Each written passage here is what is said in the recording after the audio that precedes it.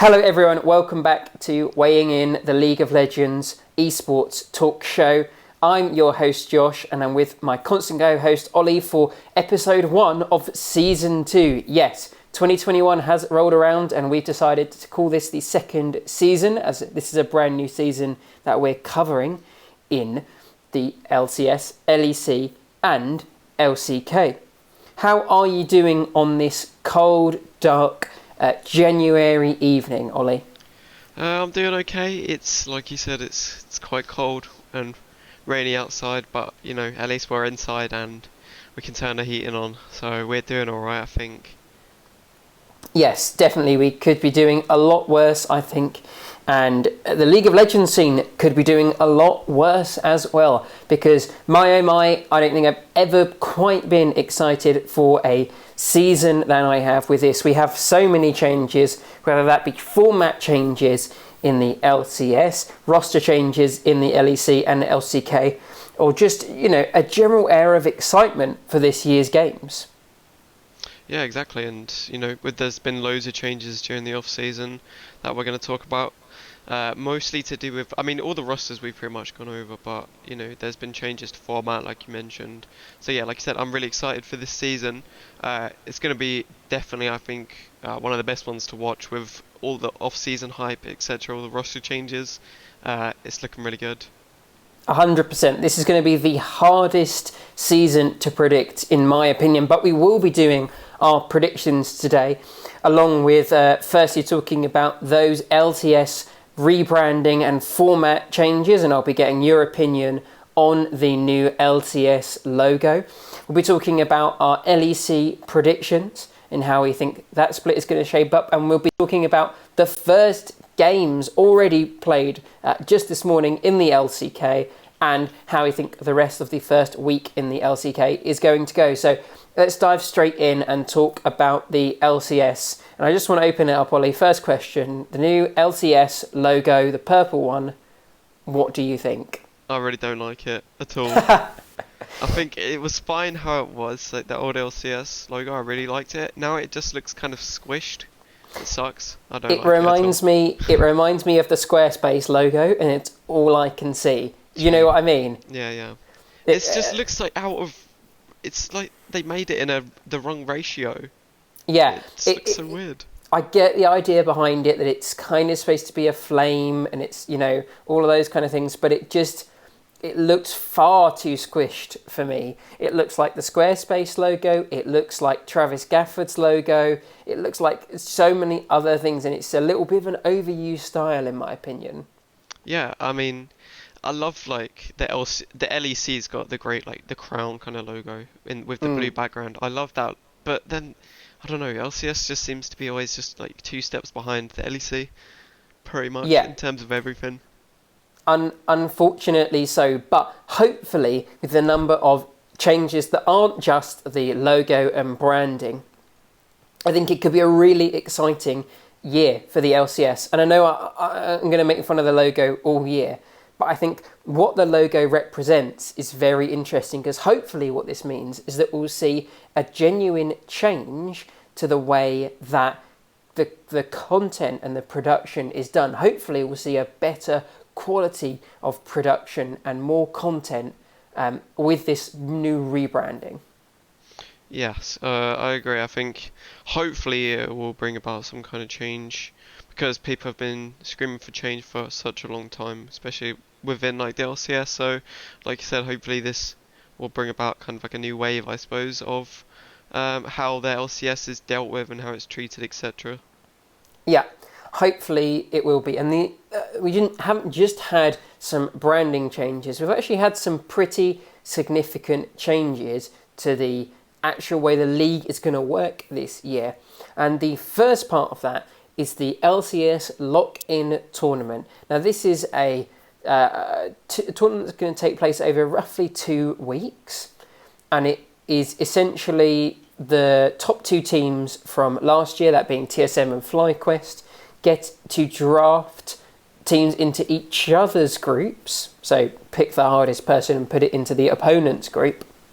And that's given us 2 groups of 5 who will play best of 1, double round robin into top 4 teams go through, and then it's quarterfinals, semi-finals, finals, best of 3s in the quarterfinals, best of 5s in the semi-finals and finals.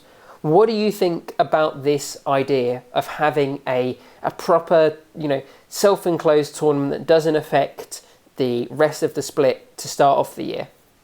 Honestly, I think it's a good idea, especially with the amount of roster changes that have happened. I'm sure teams have been scrimming each other behind the scenes, but in that kind of like competitive environment, lots of these players haven't played together before or against each other. So I think it gives teams like a fair chance to have a kind of tournament-based thing before like the actual season that doesn't affect it. Just gets them warmed up and ready to play each other for the season. I agree. I think it's going to give teams a little bit of a greater chance to experiment, to see what exactly their rosters will play like, and feel like they have a little bit more chance to experiment, make sure that they're happy with the pieces, if they want to change anything with academy or make some coaching tweaks or however they want to alter their lineups going forward. This is the chance for them to really see what's going to happen. And I think that's a really, really, really good thing because we haven't really had that before. It's always been like straight into the split, everything matters. You're fighting to go to the mid-season, it's mid-season invitational, and then as soon as summer rolls around, you're fighting straight to go to Worlds. You've never really had a chance to try out a brand new roster. Yeah, like you said, it will give teams opportunity to make those changes before they need to before the season starts, obviously, and get used to playing with each other. So yeah, I think all in all, this is like a really positive thing, and I'm sure the teams are actually really glad for this as well. I think so. I think this is a great thing, and just talking from the league side of it, it's another thing for them to monetize as well, selling more spots, more advertisements, all of those kind of things, will really allow the teams to get more money from the broadcast side of it, which is something that we can't not think about, especially in the last year when it's been so hard going remote and really struggling to pick up as many sponsors, I imagine. Yeah, oh yeah, definitely. And I mean, for us as viewers, it means just more league games, which we're never going to complain about. And it's very nice that it's a self-contained kind of thing because it gives that satisfaction, like you said, that we get an immediate winner. We don't have to wait 6 or 9 weeks to find out who then goes into the playoffs, and then 3 weeks later we find out who wins the playoffs. This is like 2 or 3 weeks, really quick. We get an idea of how good the tournament, the teams are going to be going into the main tournament.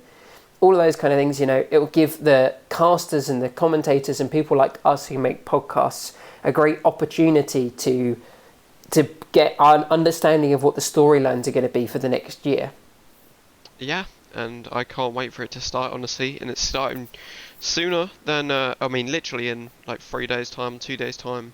It's going to be on later night for us, at least the first couple of games in the day. But I'm going to try and stay up and watch as many of them as I can. Yeah, so for us in the UK, we get this on Friday night. Yeah. Friday night? Is that right? Friday night at... like 11 p.m. or something it starts. And then there's like games every hour from then until like 4 a.m. Hey ho, we can't really complain too much because I'm glad there is some League of Legends, if I'm honest. Yeah, exactly, and I'm definitely, if I can't catch them all live, I'll be watching them all on YouTube as well, because it's such, like you said, it's a couple of weeks for this tournament, and then we find out the winner, so you don't really want to miss any of it, because it's happening so soon.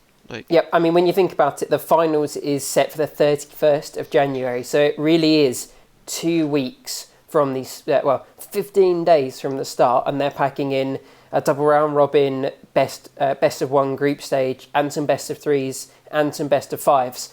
There's going to be so much League of Legends, and I think it's going to be a great way to get fans excited for the new LCS rebrand and for the new teams and for all of these different things. Yeah, 100%. I think this is a really, really smart decision by the LCS, honestly, to set up this tournament, and it creates hype for the season before the season's even started. And it gives teams, like, it gives people are gonna people are gonna bet based on the results of this for the season. It just brings in loads of money, like we said, for LCS. It'll bring in sponsors, etc. I think all in all, it's just a great thing for the whole of LCS. Yep, and I cannot wait. So let's start to talk about how we think the games and the groups are going to go. So I'm just checking the schedule now. So I think the way it will work is that all teams will have played each other once, at least once this weekend. In each group. In each group. And then next weekend, so in the second week, we'll have the final couple of games to close out the group stage. Yep. Where all the teams will play each other for a second time. Well, some of the teams will play each other for a second time. It's a little bit strange, especially with the time zone differences. And then we'll also get the quarterfinals of the playoffs next weekend as well. Mm. So for now, let's just talk about the group stage matches. And we'll preview Group A first. So that is TSM, Team Liquid, Golden Guardians, Counter Logic Gaming, and 100 Thieves. And now, right off the bat, the strongest two teams in this group are almost definitely, you'd have to say, TSM and Team Liquid. Yeah, 100%. And so I'm not really worried about either of those teams making it through. Yeah, never mind. I mean, you never know. There could be some kind of upset. Like, I think CLG is not looking good though. But 100 Thieves and Golden Guardians, I don't think they look too bad. But like you said, I think Liquid and TSM on paper have the strongest teams. Yeah, these are two teams that we expect throughout the whole year to be top 3, top 4, and to be world contenders from North America. And so I'd be surprised if they didn't make it out of this group, at least because of the quality of the other teams aren't necessarily up to that par. But like I say, it could happen, especially because I'm not sure how much time a lot of these teams are going to have had to practice. Yeah, definitely. I think, regardless of... I mean, all these teams have made changes this off-season, and I think, it's really going to show in this tournament, like, who's adapted the best. The other thing that I'll say now, actually, while I remember, is two pieces of news. Travis Gaffer has reported this morning that there have been positive COVID tests in both Counter Logic Gaming and Team Dignitas, which means that some of their players might not be playing. And I'm also quite confident that I'm hearing rumours that both Broxer and Finn for CLG aren't going to have visas in time to play in this tournament, which would mean that Counter Logic Gaming would be playing with a sub top and jungle at the very least. So that might put a little bit of doubt into how we see this team performing. Yeah, definitely. I think that definitely puts a dampen on CLG. I mean, their lineup wasn't looking super strong anyway after the off season. Yeah, but without those two, it's really, really damaged.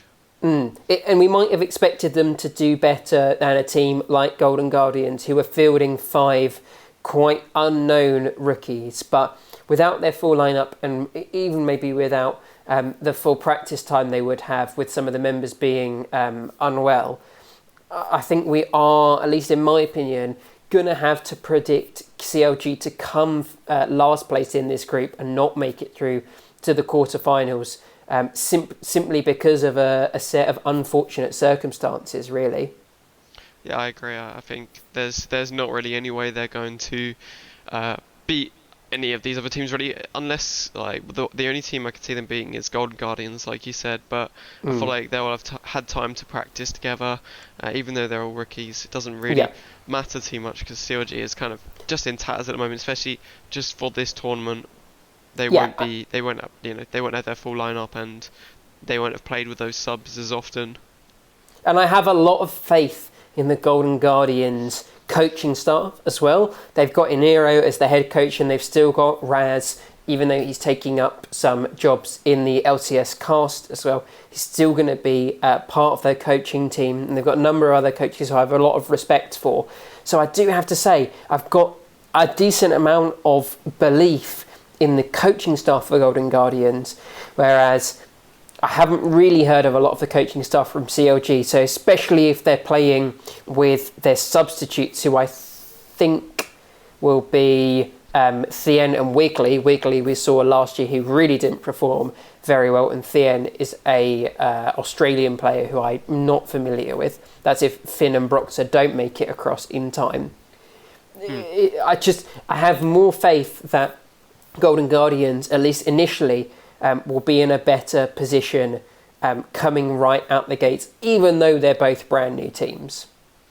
Yeah, I have to agree with you. I think I can't really see CLG getting out of the group stage of this, especially if it's just a knockout stage. That's going to be tough for them to kind of beat any of these teams, really.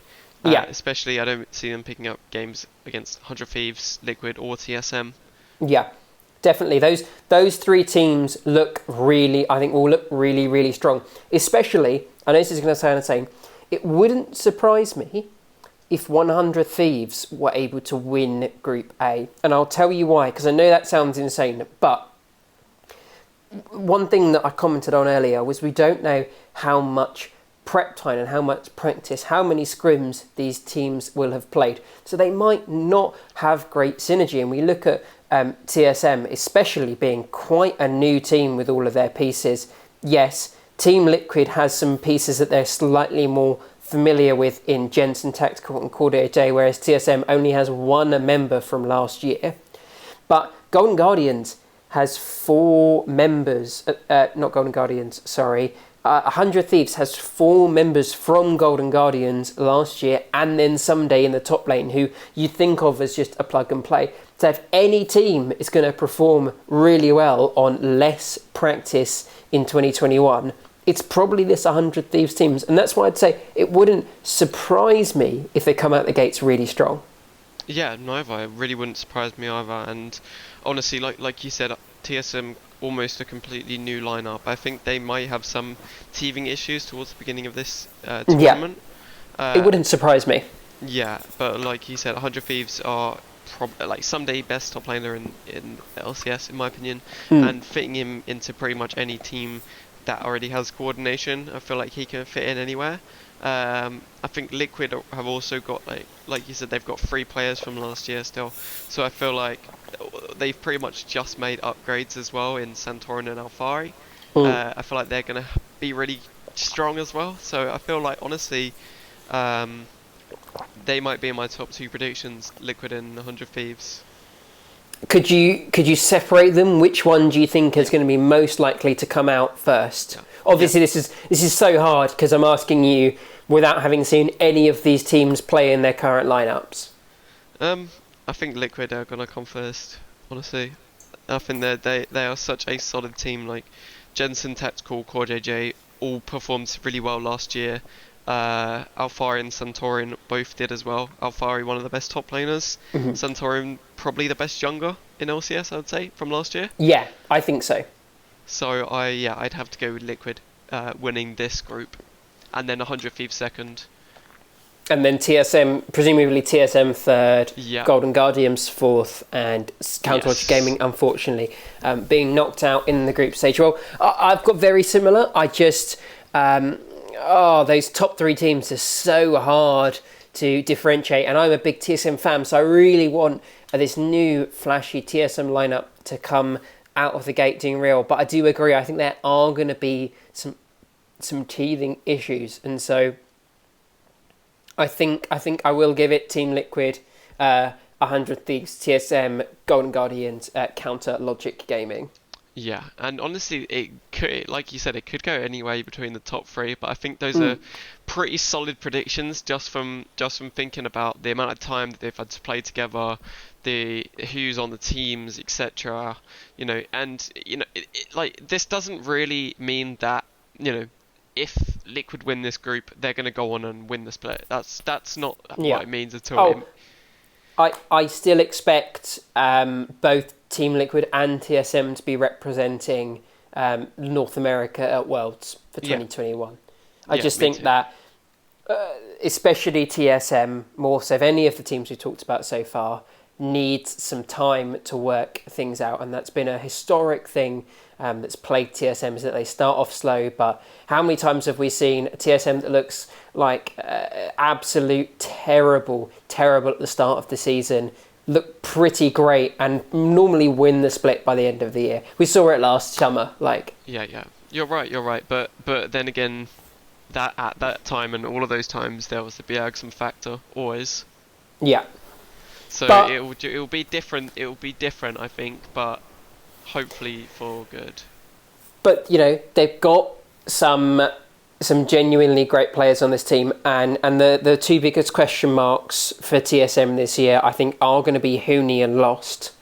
And they've got great people on their academy. I think that TSM were actually ready to maybe need to make some substitutions in the top and AD carry positions, because they've got Haunter, who's been on TSM before and has been in the Bjergsen system before, and they've also got Cody Sun as their substitute AD carry, both of whom pretty much would be LCS ready. Yeah, definitely. And so taking a gamble on Huni or Lost initially for this tournament, at the very least, probably isn't the worst thing to do. And we might see a change. Who knows? We might see one or both of those players come in and go. But I think they've left themselves options, which gives me the faith that they'll grow. Yeah, without a doubt. I think rosters for this, especially for that team like TSM, isn't 100% set in stone how they're going to play it for the whole season.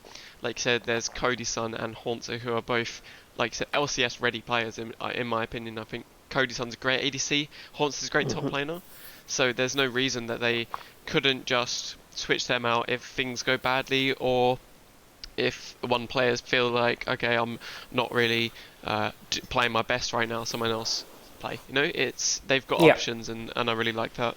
And they might even decide to do it for playstyle reasons. It might simply be that they are struggling to play around the top lane carry and they want Haunter to come in and leave them on an island. Whatever it might be, I think they've left themselves some options, and I think that is really, really valuable. It's like they knew the weak points that they could have, and they've predicted them in a way. So that gives me a little bit more faith for TSM, but probably that's not going to help them now. No, it will help them down the line though, most likely. Because I mean, even if those players come in, they're still gonna not be too familiar with the team, even less so probably. I imagine so. You know what? It will help them in the long run, but just not for this tournament. Yeah, and so moving towards Group B. Group B again is the other 5 teams. Which is Cloud9, Dignitas, Evil Geniuses, FlyQuest and Immortals. And just to comment on this group in general, to me this looks like a significantly weaker group than Group A. What do you think? Yeah, I have to agree. I think there's obviously some standout teams here, like FlyQuest, Cloud9. Those are the teams I'm predicting will come out on top. Literally, just from looking at that, you can kind of tell they're going to do better than the rest of the teams. I actually think that Cloud9 is so much further above any other team in this group, and I think it was because they used the top 2 teams from last year, with FlyQuest losing all of the players that they had last year to other teams. This is essentially a brand new FlyQuest team, and so I don't know if you can make the argument that they necessarily still take that top 2 position, although I think they will be in the top half of the LCS. It just isn't quite the same as having Team Liquid, TSM and 100 Thieves, where we've only got Cloud9 in this group.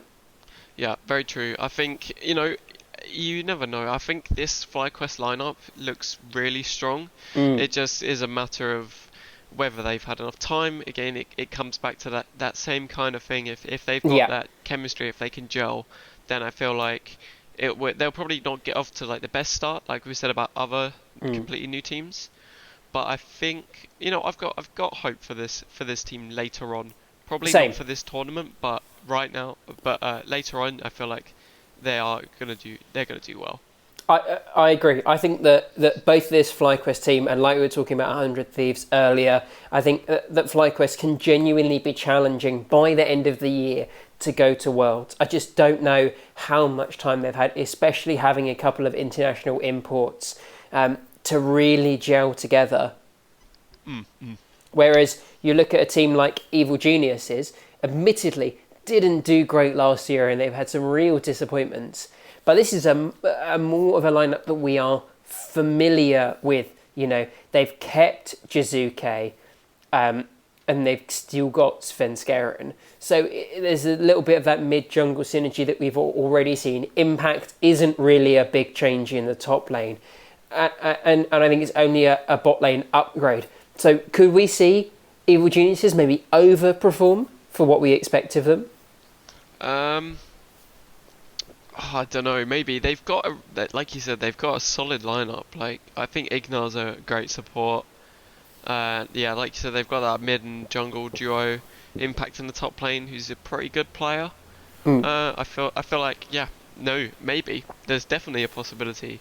It all depends on how FlyQuest play. Honestly, if they come out all guns blazing, I feel like this kind of EG roster, because we know the FlyQuest roster it looks like filled up with aggressive players pretty much, especially in the jungle. Yeah. And if they come out all guns blazing, I feel like EG won't be able to respond super well. So I feel like if that's their strategy, then they can win. But if not, and they just like kind of play a slow game, I think if they let it go to like the late game, that mid lane, top lane partnership with the jungle is going to be stronger on EG. Yeah, I agree. I think that's definitely a possibility, and I really like this FlyQuest team, not just for so many reasons. For the fact that they did branding so well last year, and like you say, they've got some really interesting, some really aggressive players on this team. Picking up Jose Diodo, picking up the two academy players from Cloud9 last year. This is just such an interesting team. And I think they will perform quite well because we have a few of those almost inbuilt synergies. Palafox and Diamond having played before, being on the same team or on the same roster as Licorice. You know, maybe we see some of these things kind of come out. But let's turn our attention to the bottom team in this group. If you had to give me who you think is going to be the bottom team, the two teams we haven't talked about yet, I think are going to be the ones that we're predicting to come bottom, and that's Immortals and Dignitas. So starting with Immortals, how do you feel about this team? I really don't have much faith at all, to be honest, in this lineup. Yeah, I don't know what to say really. It doesn't fill me with even just looking at the players. It's kind of like, I mean, they've got Reyes and Destiny. That's probably the two highlights from this team. Yeah, I think this is a very new and young team. Like you say, Reyes and Destiny, we've seen Reyes in the Oceanic League, we've seen Destiny in the Oceanic League and in Europe, although I'd definitely say that he struggled in Europe. Insanity we saw struggle last year in NA. Xerxes we saw last year in EU do pretty well, but he has struggled in the past. And then Revenge we've never seen in a professional state before. He's just this solo queue prowess player. It just doesn't seem like I have too much faith as to exactly how this team's going to work. Yeah, no. And wait, did you say Revenge hasn't played before? He has not, to my knowledge. I'm pretty sure he was in FlyQuest Academy. Yes. Season. Sorry, he was in FlyQuest Academy in 2020. You are right. I did not know that. All I knew him for was his numerous #1 challenger in NA the past 2 years. He's held the #1 challenger spot for the last 2 years. Cool. So he might be a genuinely really good mechanical player. It would just be interesting to see how he fits around the other pieces in this Immortals lineup. Yeah, and like I think again it's great that teams are looking towards these players who are like either climbing the ladder really high, getting to that #1 spot like you said, and picking them up from academy teams. I think just gives these academy players and like high elo players more faith that they might one day be picked up by an academy or a team, and I think it sends a good message, definitely. Yeah, I agree. I think it's really good, and I just I will. It will be a very unfortunate situation, I think, if this team starts to struggle with a lot of new players on, and he gets left on an island, not to be able to show the skill that he clearly has. So that's something I'll definitely be keeping my eyes on. But I'm sure if he's top playing in solo queue, challenger, fucking, I reckon he's been like at least got used to being left on an island a little bit. I'm sure a little bit, but in a competitive situation, we'll have to see how well Yeah. he fares. The other team, just to round out Group B that we haven't talked about, is Dignitas. They are made up of Fate God, Dardoch, Soligo, Neo, and Aframu. An all-American lineup, the only one in the LCS this year. Give me your brief thoughts on this team. Again, I think like this team looks okay. To me, it kind of looks like you've got a few like washed up pros there. To be honest, like Mm. Afro Mood, Dardoch. I think Neo's okay. Um, that's probably I would say the highlight, and like Fake God's alright as well. I think Dardoch's had his chance to prove himself so many times in the LCS, but he Yeah. kind of hasn't. So Dardoch is the biggest question mark for me on this team because, Fate God, yeah, had a little bit of experience, but a very new player. Soligo, same thing. Neo, we've only seen him in Academy, I think. So you've got like three players who are, you know, very new to the scene, mainly playing in Academy. And you've got Aframu, who's this massively tenured player who you think is going to be able to kind of sculpt Neo's development as a bot lane carry and really guide the team in calming them down in tough situations and doing really good shot calling. And then you kind of just have Dardoch there for some reason, and especially on a team that might not do very well. We know this guy's had attitude issues before. So I think that's the role that I'm going to be keeping my eye on the most to see how it goes. mhm. Yeah, I agree, and I think especially like you mentioned, he hasn't had like a great history with gelling well with teams. I feel like playing with Fake God and Soligo, like two relatively unexperienced players, both just coming from academy. I think it's going to be maybe a little bit toxic, to be honest, in that if he can't really rely on his middle top, he's going to have to babysit them. I feel like it will be tough for Dardoch, and I feel like some internal issues might come out. Mm. I would almost rather them bring Acadian over from the academy lineup, and it wouldn't surprise me if we see that later on in the season, just because at least you feel like that's going to be a more stable player around the newer players in the solo lanes. Yeah, exactly. And I don't know. I think yeah, like you said, it's such a massive question mark for uh, why they decided to bring Dardoch back into this team. Mm. Yeah, I can't explain it because I'm sure there are cheaper players. If you wanted to go development, there are cheaper players you could get, or there are more experienced players you could get for the same money. But let's hope at least that someone at Dignitas knows what they are doing. To round out our talk on the LCS, Ollie, your predictions, please, for Group B.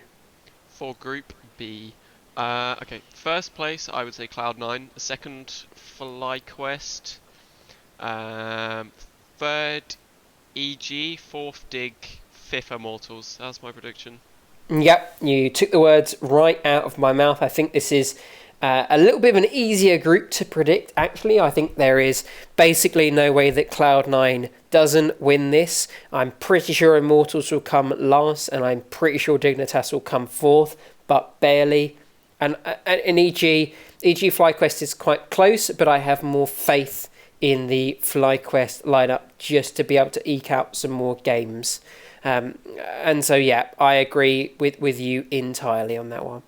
Yeah, I feel like that's pretty solid prediction in terms of, just based on lineups, etc., and from the amount of time, I feel like Cloud9's miles above anyone else in this group. So yeah, there's no way they don't finish first, realistically.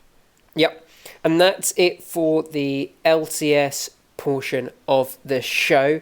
Next week for the LCS, we'll be covering that first week of games and looking forward and giving our quarter-finals predictions, hopefully, because I think we'll have a pretty good idea of who will be going into the quarter-finals. And and like I said at the start of this piece, I cannot wait for this tournament to kick off because it feels like we have so long since we've seen any league. It's great to see the league finally kicking off again.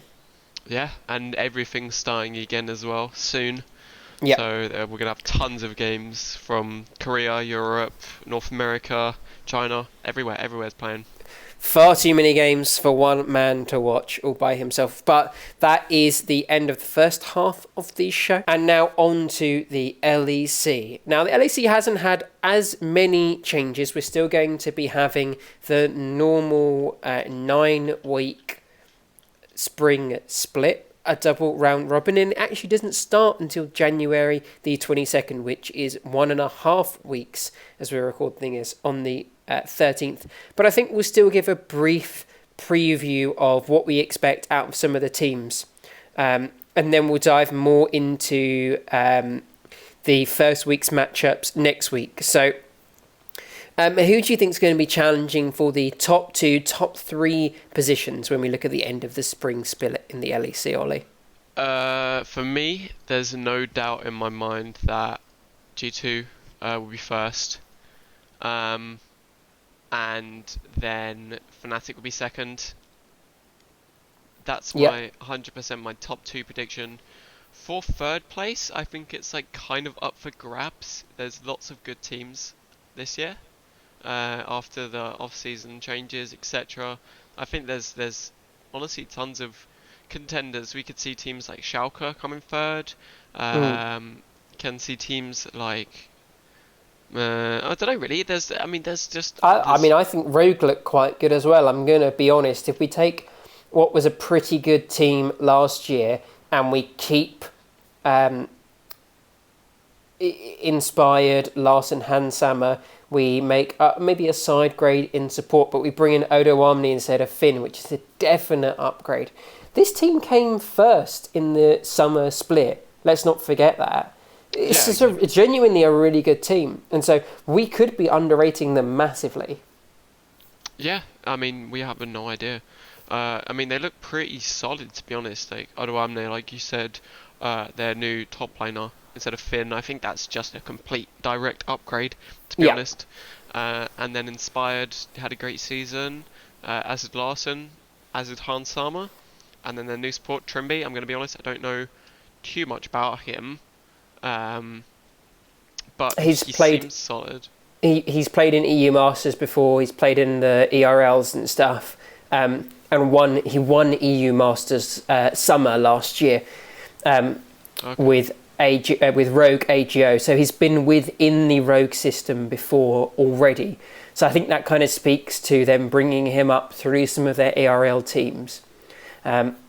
He's been in this system before. He probably knows some of the staff. He's probably spoken to the players before he even knew he was going to be on the team, and that means that there'll be some synergy, I think, with him and Hansammer compared to a brand new bot lane. Oh yeah, without a doubt. I feel like Hansammer, although I think Hansammer's actually really, really solid. Honestly, I think was one of the best ADCs last season in terms of how he played, how he was not really dying too much, which is opposed to lots of ADCs, etc. Just his playstyle, I really enjoyed that kind of more aggressive playstyle of ADC. Yeah, I agree. I think that he's quite underrated, actually. And so it will be really interesting to see how well he can perform in the new meta with some of the AD carry changes that we've seen. I'm just trying to see and have a look at Schalke, because I think Schalke did a very similar thing to Rogue, making not a lot of changes and keeping all the best bits from last year. The only two changes that they made was Limit coming in and Broken Blade coming in. And talking about Broken Blade, what an amazing player to have picked up for what I imagine is not a massive salary. TSM letting him go after a subpar Worlds performance from all of the members on that team. I think Schalke were super happy to snap him up, and he's returning to his home country of Germany, to Berlin, where the LEC takes place, playing with two other German players. Like, I think this is going to be a really happy environment for him to be in. Yeah, I 100% agree. I think Schalke has done a great job picking up Broken Blade, and even Limit. I think Limit's a good support, and him and Neon hopefully will have that chemistry. And don't forget, Limit is the one who was playing with Crown Shot last year for the spring and summer, and that was an amazing bot lane. I know a lot of the credit goes to Crown Shot, but if Limit was bad, Crown Shot never would have been able to shine as brightly. Exactly, and I feel like that's something Neon needs as well, because he's never really been kind of a standout ADC. When you've looked at this team, you're thinking, okay, Gilius is a fucking beast in jungle, Abadage is like the next Faker, etc.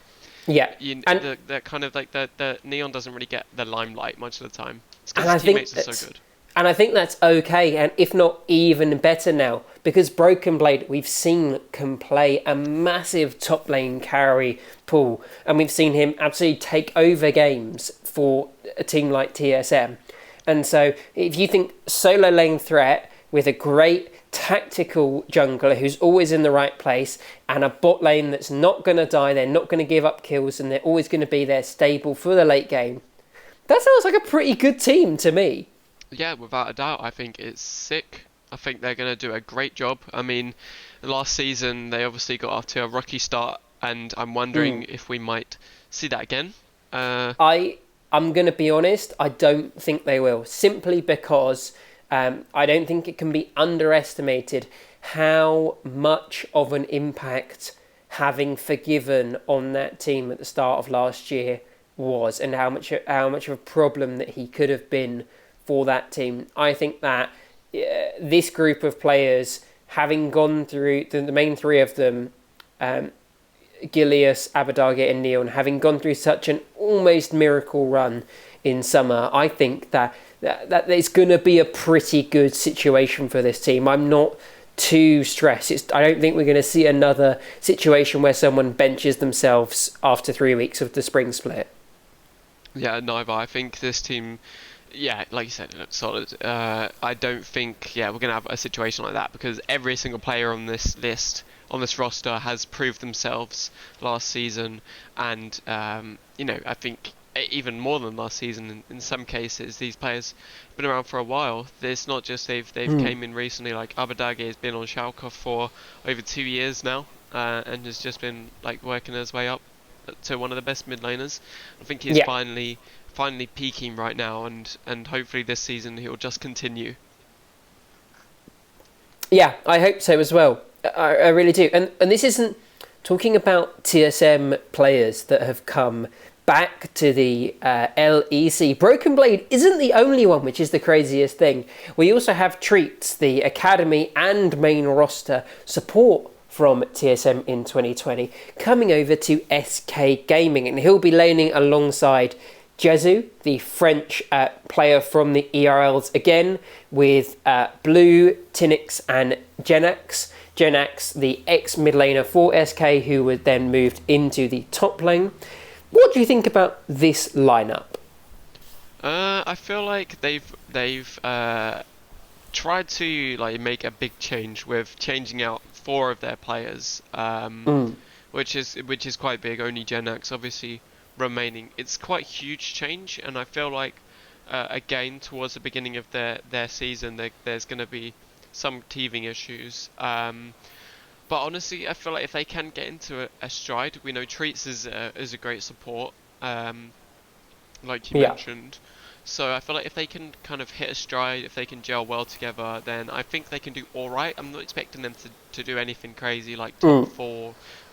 No, I feel like I they're going expect to be alright. I expect this to be a very consistent middle of the pack team. They won't have. There's no one on this team who I think, yes, that person is going to carry them and play amazing and get them to an upset victory over some of the teams that are above them. I think this is just going to be a stable team, and they'll beat the teams that have worse players than them and lose to the teams that have better players than them. Yeah, I agree. I feel like they're not going to be able to pull out any like wonder games or anything Yeah. like that. But I They just think they just won't beat a G2 ever, yeah, unfortunately. no. But they'll always beat a team like Astralis. They have that type of consistency, almost the gatekeeper maybe to the top half of the LEC.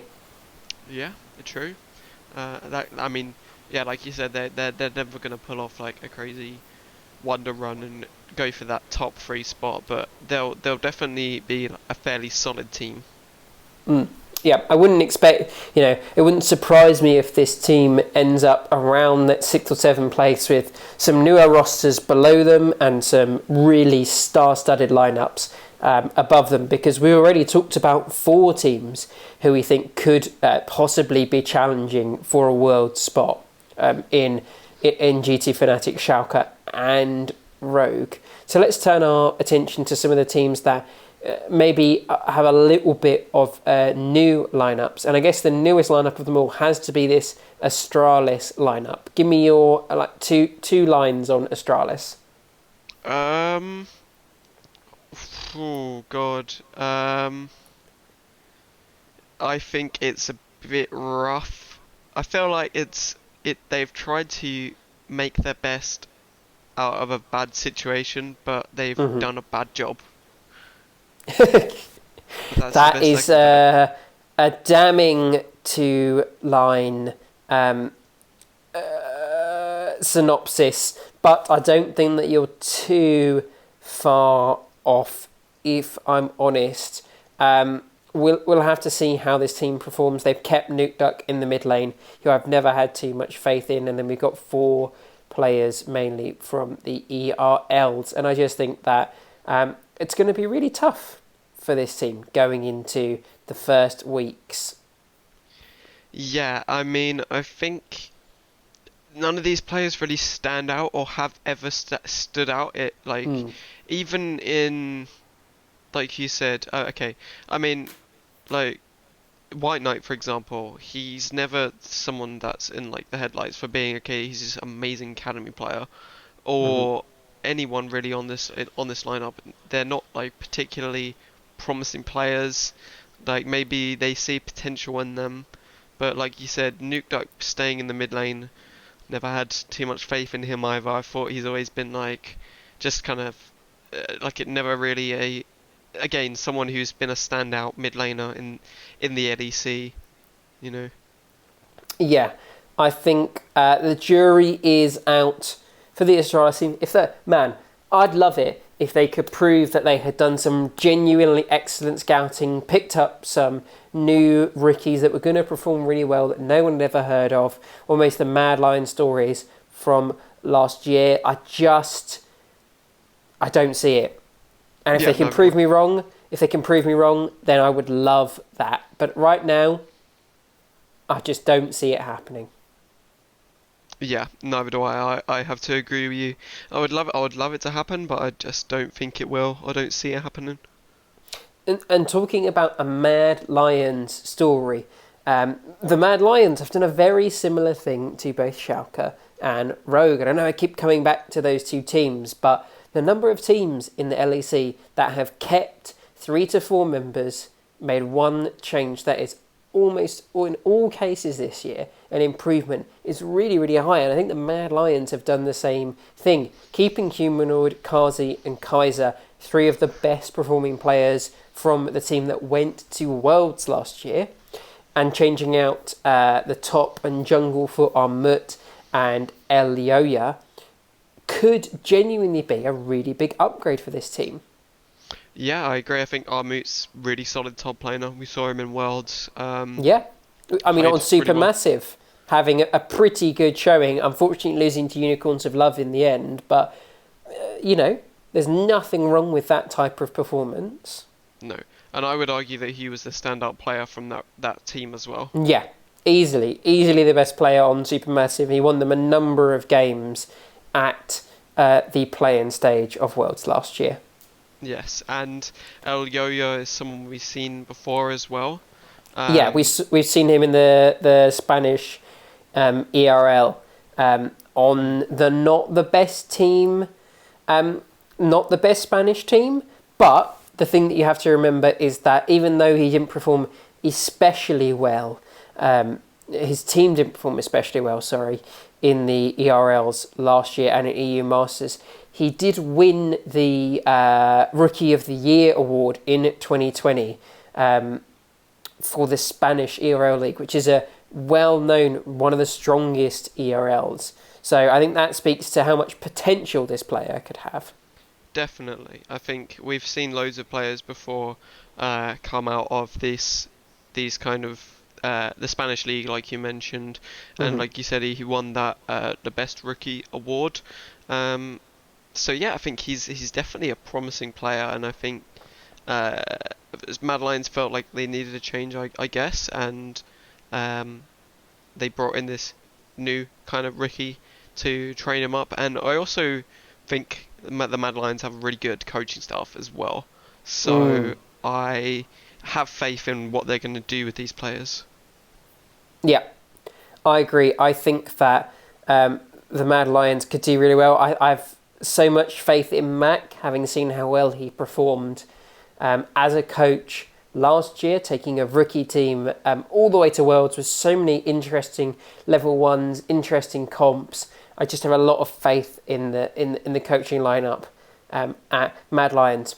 The last team that I want to talk about in the LEC before we just pop over to the LCK is XL.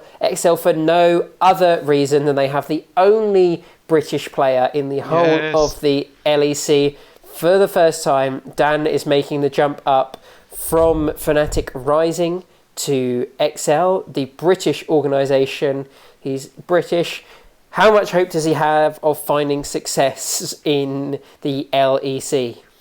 I think I don't know how much you know about him, but obviously he was on the Fnatic Rising Academy team, and I know he played a lot with the main roster for Fnatic. And he's played as a sub sometimes, so I honestly feel like in 2019 he played as a sub. Yeah. When I'm not sure if Brox was on Fnatic at that time, but yeah, I feel like he's actually quite solid, and the rest of the team I think is really good as well. Not just Dan. I feel like he is a solid jungler. They've got Patrick and Tori, who is one of my favourite bot lanes from EU. Honestly, I think they're really solid, and this team is definitely underrated. So underrated, really underrated, and they picked up Czekolad, the Polish player who won the EU Masters. He was on that AGO Rogue team with I cannot remember who we were talking about. Trimby. Sorry, who's now on the Rogue team. Czekolad has found his way over to XL as the starting mid laner. Both of those guys won the EU Masters Summer, and Czekolad was a massive carry player for that team. And I think he can do the same here with some pretty solid pieces around him. Yeah, I 100% agree. I think they've got a really solid team. Patrick and Tori, like I said, one of my favourite bot lanes from the whole of EU. I think Patrick is a super underrated ADC, and I could have honestly seen him going to a team like Fnatic or G2 this year. Just because of the way he played last year and how much potential I think he has. But he's found himself in a really good position, I think, with these players around him, and I have faith that they will do well, honestly. Yep. I agree. I think it's a very interesting LEC season that we've got coming up. Now, we do have to move towards the end of the show now, so we'll be talking about the first week of LEC matches on next week's show, so be prepared for that and definitely tune back in for that. But we do have to jump another pond. This is second pond jump of the episode over to the LCK, where matches started today. We're just going to talk about the week 1 matches. We're not going to give too much of a roster discussion for the LCK, simply because we are running out of time, and we have done the LCK roster discussion at the end of last year. So if you want to go back and listen to that episode to get our detailed thoughts, I would definitely recommend doing that. Today's matches, though, we saw Genji take on KT Rolster in the first match. This was a 2-0. Did you manage to catch this match? I did not. I'm not gonna lie, I was not awake for these. These were on at like quite early in the morning for us. They're starting at about 6. They're starting even earlier. They were at 9 o'clock last year, and now they're at 8 a.m. here. I'll give you my brief thoughts. Having watched both of these matches, the first one was Genji taking on KT, and once again, Genji look really strong. This is the same team we saw at Worlds last year. They made no changes, whereas this KT Rolster team is very new. They've taken on Doran, Bonnie, Yukao Hybrid, and Zeus.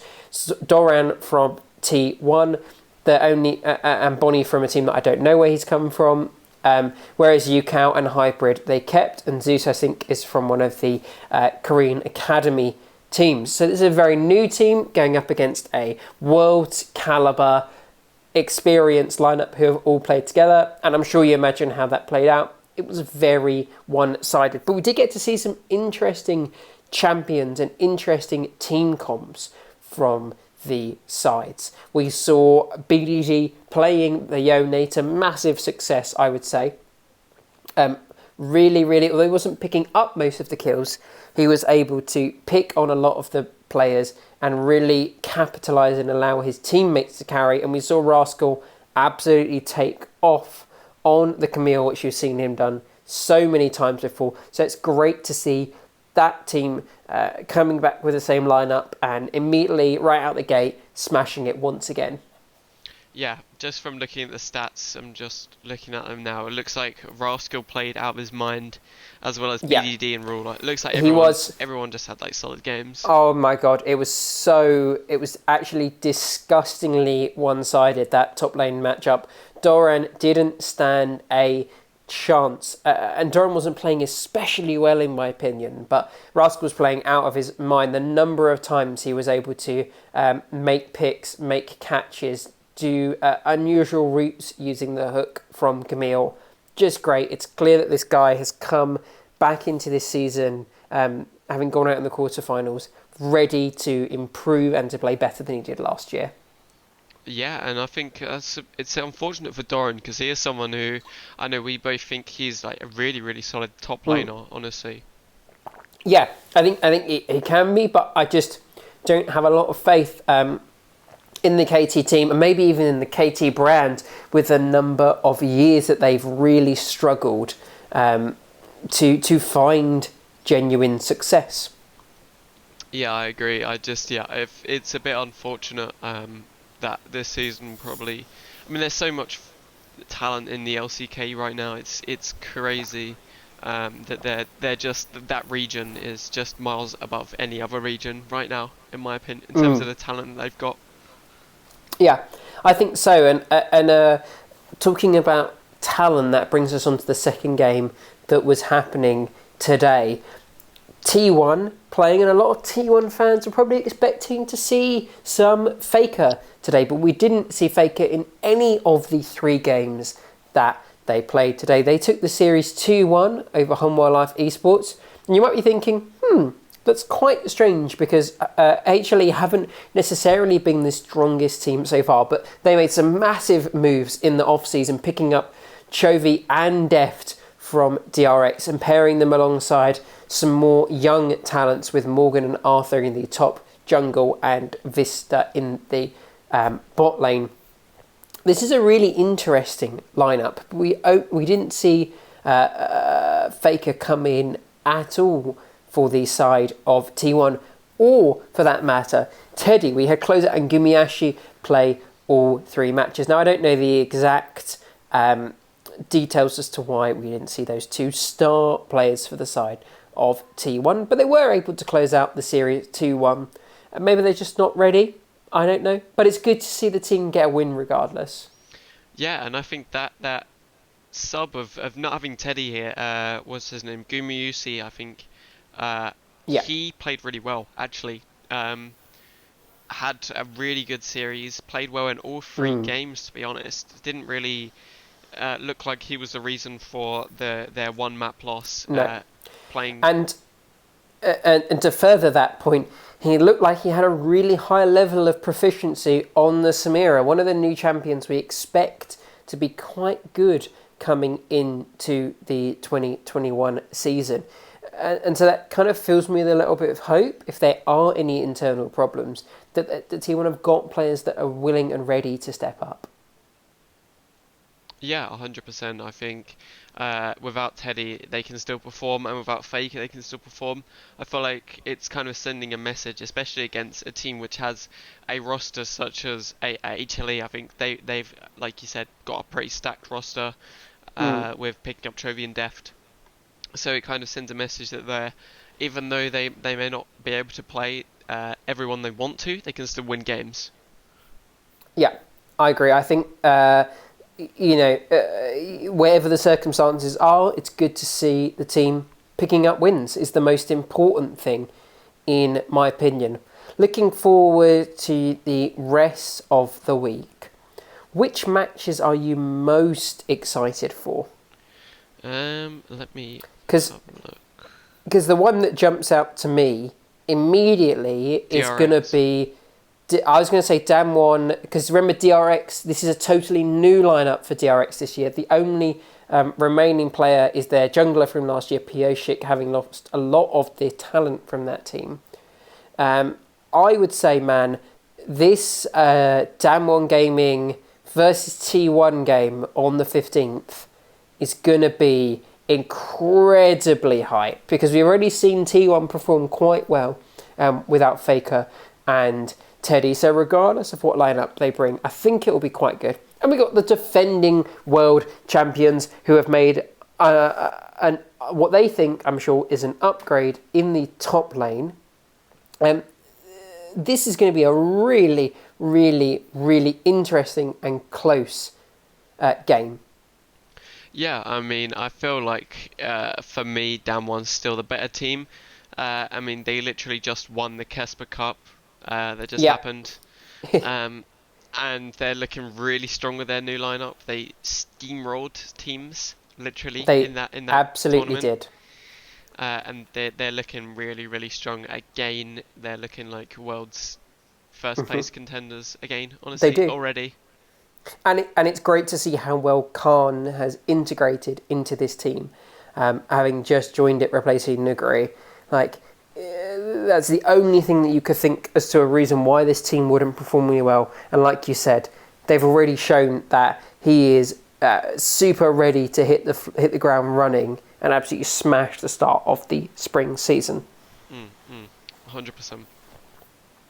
The only other matchup that is really interesting to me, just trying to find the teams, is actually the Afrika Freaks games, because this is quite an interesting lineup to me. Keeping Keen, who I think is one of the best top laners, and we're actually going to see Bang back in the LCK for the first time in God knows how many years now, returning from his time in North America. And we have Lahens, who I think is one of the most promising stars, and they managed to get him from DRX. And now, this isn't necessarily the most star-studded lineup, but it's got a couple of fan favourite players. So it'd be interesting to see how well they perform against the brand new DRX lineups and the brand new BRN lineup. Yeah, I think it's going to be interesting, especially against that DRX team where they've lost Chovy, they've only got Pioshik left, and honestly, being brutally honest, I feel like Pioshik is not going to be the same Pioshik without Chovy, without the rest of the team around him. Yeah, I think that mid-jungle duo was definitely led by the mid laner more so than some other ones, and so it'll be interesting to see how much he can bring to the table when he doesn't have that all-star mid laner. Yeah, and I think it's going to be really tough for him to go from playing with someone who's like considered the best, or at least a contender for best mid laner in the world, to playing with someone who's not as well known. It might be tough for him to adjust, and it also might be tough for the rest of the team to adjust to playing in such a competitive and like high level environment. Yeah, I agree. So yeah, I would tune into either of the Afrika Freaks game, the remaining Hanwha Life game where they play against the new DRX lineup. I think that'll be really tough for DRX, but it will be good to see the previous DRX players go up against their previous team. And then the All-Star match of the week for this week has to be Damwon versus T1. That's the one that I'm definitely going to be sitting down on the sofa to watch, and that is going to be at Friday 11 a.m. GMT. Yeah, January the 15th, 11 a.m. GMT. Put that one in your calendars. That's going to be the best LCK match this week. But I believe that's all we've got time for on today's episode. Any closing words about any of the three regions, or just League in general?